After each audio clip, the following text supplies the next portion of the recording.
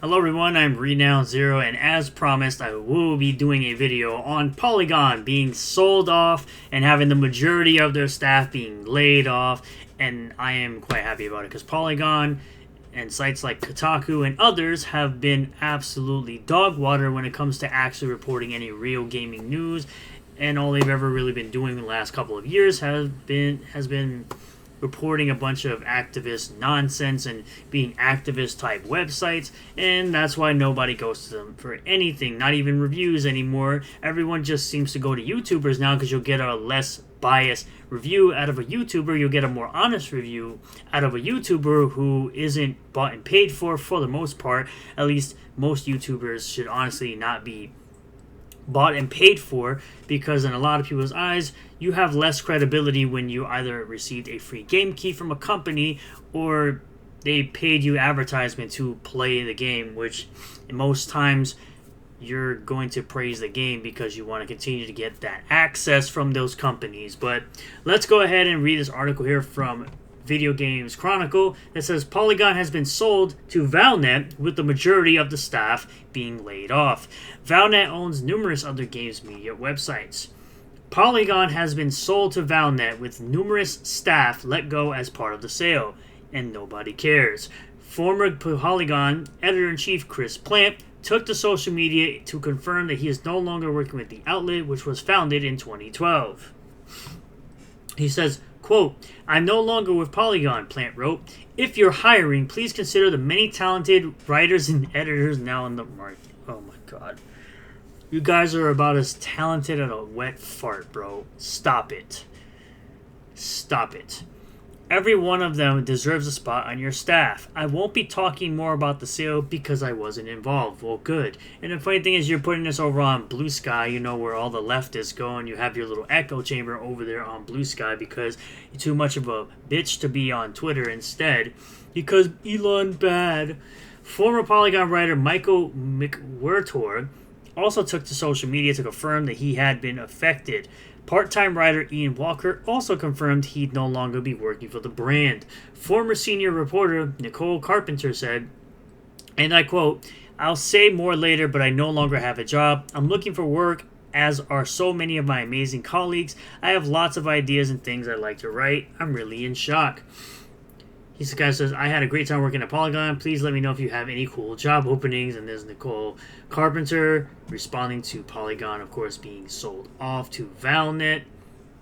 Polygon was founded in 2012 under Vox Media. The site originally launched with a focus on long-read content and magazine-style articles. Over the years, the website has been the home to Brian Crescenti, Russ Pitts, Justin McElroy, Griffin McElroy, Arton Keyes, and more.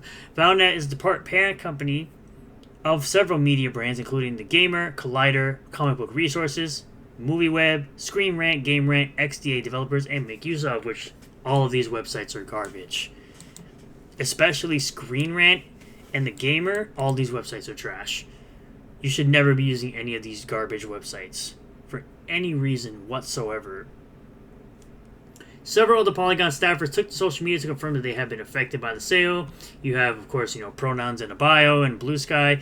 I was just thinking earlier this week, man, I love my job and I'm so excited to jump into summer blockbuster season, and now I don't have my job. So, Anna Diaz, I am among the many folks who got laid off today.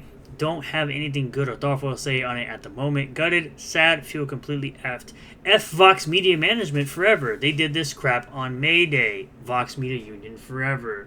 And then, of course, you have weirdos like Alyssa Mercante trying to get all these trash journalists together after they've been let go and laid off because they're all useless. They don't really report anything like positive on gaming news. They're all a bunch of activists. Along with just about everyone else at Polygon, I am now out of a job, ending over a decade at Vox Media. For me, working at Polygon was a wonderful experience, and I'm proud of the work we did there. I will be looking for work, as well as starting my own projects on the side. Stay tuned. Nobody cares about anything coming out of Polygon or anyone coming from Polygon whatsoever. I don't think anybody really gives a crap about anyone coming from that website.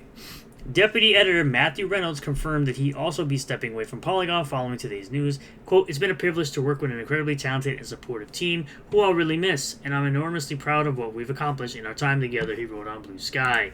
And I think it's absolutely hilarious that... oh man, this is horrible. Jesus Lord.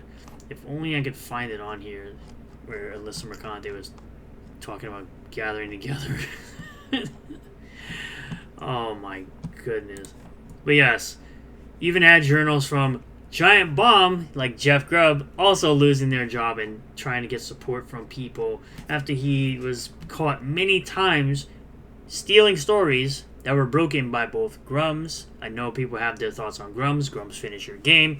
And Smashy T, things that he's broken in gaming news that Jeff Grubb tried to take credit for as if he was the one that broke the stories. It's absolutely hilarious.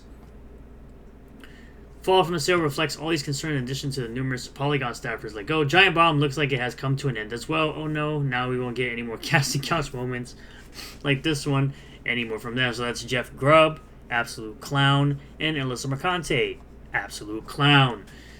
Because nobody cares about these people at all. And then he tries, he's talking about starting a podcast and gaming content. Dude's been relevant for forever now. Nobody cares about any of these people getting laid off. Everyone is celebrating all these people getting laid off because they've been absolute trash for the gaming industry and the gaming news media for quite some time now, putting out so much garbage. Nobody seems to feel sorry for these people. That's the funny part. It's like when you sit there and do a bunch of trash and put out a bunch of trash articles, nobody wants to read your stuff. That's why I go to sites like Video Game Chronicle or Video Games Chronicle and a Niche Gamer to read all my gaming news now, because they're better at reporting on stuff than other websites are nowadays. I'm more than likely to go here because now I've actually learned about new games that are coming out, like these new Metroidvania games that I'm looking forward to that I want to freaking play now. And I've already added them to my wish list. Like, I love how 100 Line Last Defense was shouted out by the Expedition 33 developers. Fantastic game. I'm having so much fun playing that game. And it's a $50 game on consoles and a $45 game on PC, which goes to show that, no, games should not be going up in price whatsoever. So I don't understand these people thinking that it should be a thing. I'm just looking for the game now. If I can find it. There's just so much going on. I might have even passed it. Who knows? But it was these new Metroidvania games that I'm really looking forward to, and I've wish listed them, and it looked like absolute fun. Just fun, because with all the news about all the price increases, that's what it's going to be all about now. It's going to be all about those indie titles now. It's not going to be about anything in the AAA space now, because it's just too expensive for the average person to buy these new AAA games with these inflated budgets that shouldn't really be anyone's concern except for the actual people creating the games. I don't know why people think it should be my concern that your budgets are inflated because you can't get the budgets under control to not spend so much money on a game. I really wish I could find these games. I really wish I could find these games for real. Even GOG is bringing back games like Breath of Fire 4 for only $10. Old retro games. I really can't believe I can't find what I'm looking for, but yeah, Niche Gamer and Video Games Chronicle are like two websites I go to now for all my gaming news, because I feel like they're better reporting on actual gaming news and all that good stuff. So I appreciate you guys for checking out this video. I hope you liked it. Smash like if you did. Comment below if you feel about this. Let me know about any new indie games coming up that you are interested in getting, and let me know I can check them out. Subscribe for more content. Hit the bell for notifications. Set the bell to all. That way you'll get a notification anytime I post a new video. I'll go live on the channel. And goodbye, gaming news websites. You will not be missed. Later.